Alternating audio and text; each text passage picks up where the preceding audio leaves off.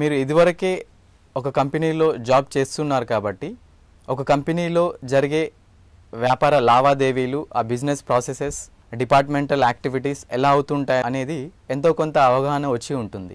మీరు సాఫ్ట్వేర్ రంగంపై ఆసక్తి ఉండడం వల్ల ఎంసీఏలో జాయిన్ అయ్యారు అంటున్నారు కాబట్టి మీరు బీఎస్సీ మ్యాథమెటిక్స్ అంటే అనలిటికల్ స్కిల్స్ అనేవి మ్యాథమెటిక్స్ ఉన్న వాళ్ళకి బాగా ఉంటాయనేది తెలిసిందే. బీఎస్సీ మ్యాథ్స్ ఉండి తర్వాత ఎంసీఏ క్వాలిఫికేషన్తో సాఫ్ట్వేర్లో ఇంట్రెస్ట్ చూపిస్తున్నారు కాబట్టి మీకు కెరీర్ ఆపర్చునిటీస్ చాలా బాగా ఉంటాయి.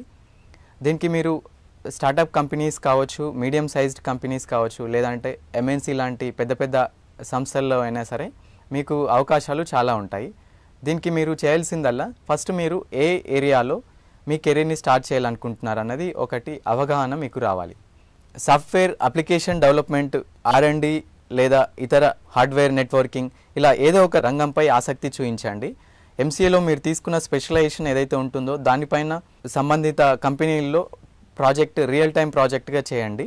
తద్వారా మీకు ఆ ఏరియాలో మీ స్కిల్ అనేది డెవలప్ అవుతుంది. అండ్ కంపెనీలో కూడా ఆ పర్టికులర్ మీరు ఏదైతే టాపిక్ తీసుకుంటారో, ఉదాహరణకి అప్లికేషన్ డెవలప్మెంట్ తీసుకున్నట్టయితే ఇండస్ట్రీలో ఎలాంటి అప్లికేషన్స్ డెవలప్ చేస్తారు, ఎలాంటి రిక్వైర్మెంట్స్ వస్తూ ఉంటాయి అనేది కొంత అవగాహన వస్తుంది.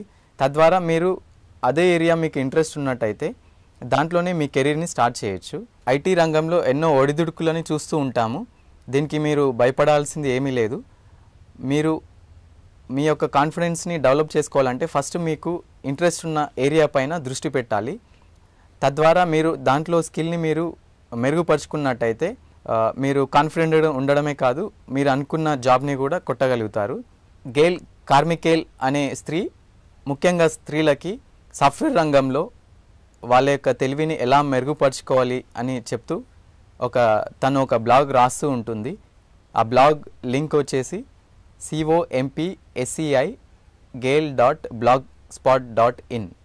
ఇలాంటి బ్లాగ్స్ని మీరు చదువుతూ ఇంకా ఇతర టెక్నికల్ ఫోరమ్స్ని ఫాలో అవుతూ మీకున్న స్కిల్ని ఇంకా మెరుగుపరుచుకుంటూ సోషల్ మీడియా సైట్స్ ద్వారా మీ స్కిల్ని కంపెనీ హైరింగ్ మేనేజర్స్ ఎవరైతే ఉంటారో వాళ్ళకి డైరెక్ట్గా సంప్రదించి మీరు జాబ్ సంపాదించుకోవడానికి ప్రయత్నించవచ్చు. ఎంబీఏ మొదటి సంవత్సరం చదువుతున్నాను. ప్రాజెక్ట్ వర్క్ ఏ అంశంపై చేస్తే బాగుంటుందో సలహా ఇవ్వగలరు? ఇలాంటి సందేహాలతో ఎందరో ఎంబీఏ విద్యార్థులు ఎలాంటి ప్రాజెక్ట్స్ ఎక్కడ చేయాలో తెలియక సతమతమవుతూ ఉంటారు.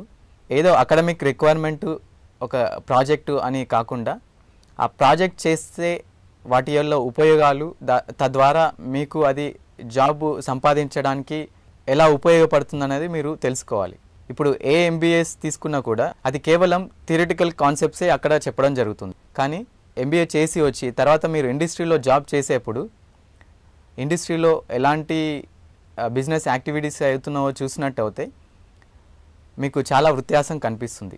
అందుకే మీరు ఎంబీఏలో ఉన్నప్పుడే ఇలాంటి ప్రాజెక్ట్ అవకాశాలని సద్వినియంగా ఉపయోగించుకోవాలి.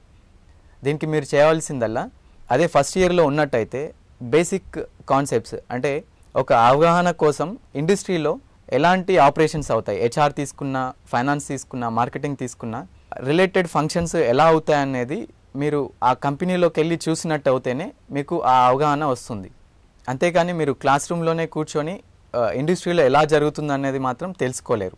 అదే మేజర్ ప్రాజెక్ట్కి వచ్చినట్టయితే ఉదాహరణకి హెచ్ఆర్ స్పెషలైజేషన్ తీసుకున్నట్టయితే దాంట్లో రిక్రూట్మెంట్ అండ్ సెలెక్షన్ ప్రాసెస్ కావచ్చు, ట్రైనింగ్ అండ్ డెవలప్మెంట్ ప్రోగ్రామ్స్ కావచ్చు, లేదా పర్ఫార్మెన్స్ అప్రైజల్ కావచ్చు, ఇలా ఏదైనా ఒక ఏరియాలో మీకు నచ్చిన ఏరియాను సెలెక్ట్ చేసుకొని చిన్న కంపెనీలైనా, మీడియం సైజ్ కంపెనీలైనా, పెద్ద కంపెనీలో ఎక్కడైనా సరే మీకు ప్రాజెక్ట్ చేయడానికి ఎవరైతే స్కోప్ ఇస్తున్నారో అలాంటి కంపెనీలకి వెళ్ళడమే చాలా ఉపయోగం.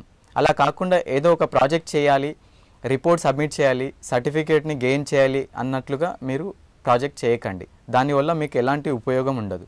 ఉదాహరణకి హెచ్ఆర్ కాన్సెప్ట్స్ తీసుకుంటే training and development or employee satisfaction ఇలాంటి టాపిక్ ఏదైనా తీసుకున్నారు అనుకోండి, దానికి మీరు చేయాల్సింది ఏంటంటే ఆ కంపెనీలో ఉండే ఎంప్లాయీస్ వాళ్ళు సాటిస్ఫై అవుతున్నారా లేదా అన్నది మీరు ఒక క్వశ్చనైర్, అంటే వాళ్ళని సంప్రదించే ముందు మీరు ఒక రియలిస్టిక్ క్వశ్చనైర్ ప్రిపేర్ చేసుకొని ఎంప్లాయీ సాటిస్ఫాక్షన్ అనేది ఎలా ఉంటుంది ఒక కంపెనీలో, ఎందుకు సాటిస్ఫై అవ్వరు, ఎలాంటి ఫ్యాక్టర్స్ వల్ల వాళ్ళు సాటిస్ఫై అవుతారు, ఇలా పలు రకాల అంశాలు మీరు తెలుసుకోవచ్చు. ఇలా కాకుండా మీరు ఏదో ఒక ఇన్స్టిట్యూషన్లోనో ఇంకెక్కడో మీరు సీనియర్స్ నుంచో రిపోర్టు డమ్మీగా తయారు చేసేసుకొని కాలేజీలో సబ్మిట్ చేయడం వల్ల ఎలాంటి ఫలితం